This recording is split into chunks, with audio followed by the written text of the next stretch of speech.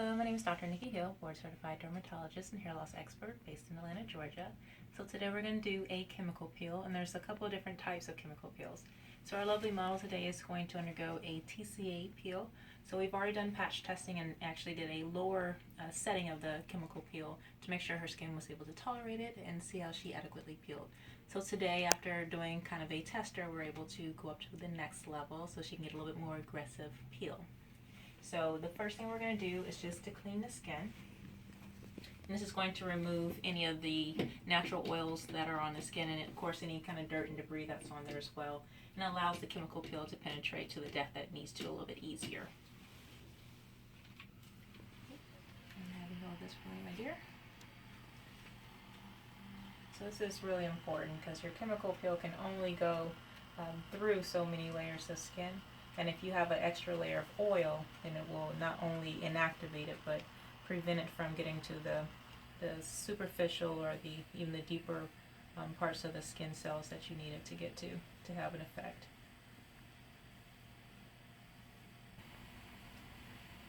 Alright, so next we're going to do our chemical peel. We'll start the process. In a chemical peel, there's different things you can look at. Of course, you can look at the type of peel that it is, and there can be superficial peels, medium peels, and deep peels. But then you can actually modify each individual peel just depending on the type of gauze you're using and the pressure you're applying. So in essence, you can make a very superficial light peel become more aggressive and deeper just by the pressure you're applying or the type of textured gauze you're using as well.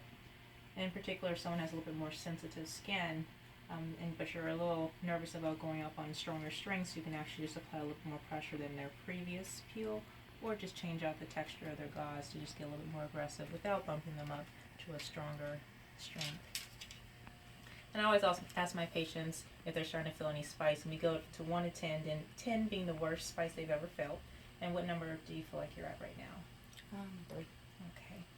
And that's important because we want to neutralize once we start getting to a certain point. There's no reason to get a very uncomfortable, strong burning sensation.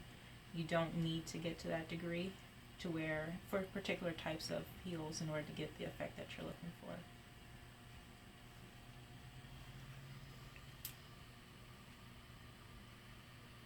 So we're just going to try to do one more layer before she starts creeping up to the magic number.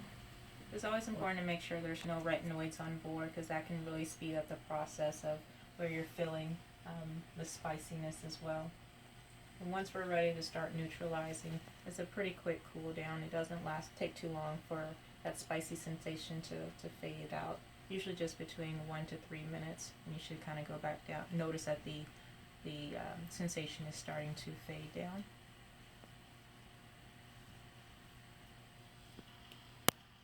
Any areas in particular? No. How's your forehead? Feel good.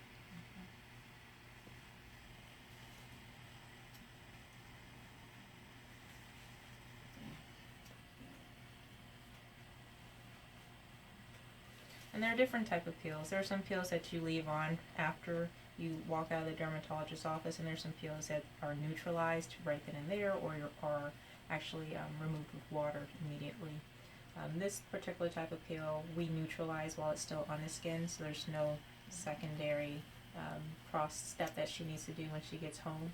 In fact, the skin should be the cleanest that it should ever be because we've essentially cleaned it prior to applying to the peel, and she has sunscreen before she walks out. That way everything is completely protected from the sun. Any area still spicy?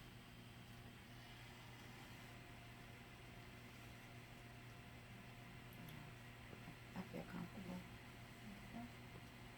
And so a chemical peel should not be the most pain you've ever experienced. It should actually be a pretty comfortable experience.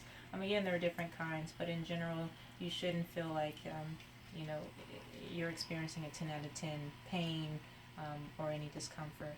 But TCA peels can be a little bit gentler. Of course, it also depends on the strength that you're using. You shouldn't have redness, you shouldn't have raw skin, and you shouldn't have any extreme discomfort. And she'll just expect to have a little bit of tightness the next day, and usually between days 3 and 5, Some moderate peeling. You will experience more peeling, just the stronger the strength that you go, or the more aggressive the approach or application of the peel. Otherwise, she can go to work as needed and as necessary. We typically provide all our patients a nice little rescue regimen just to combat some of the dryness they may experience and explain to them how to exfoliate the skin during their process.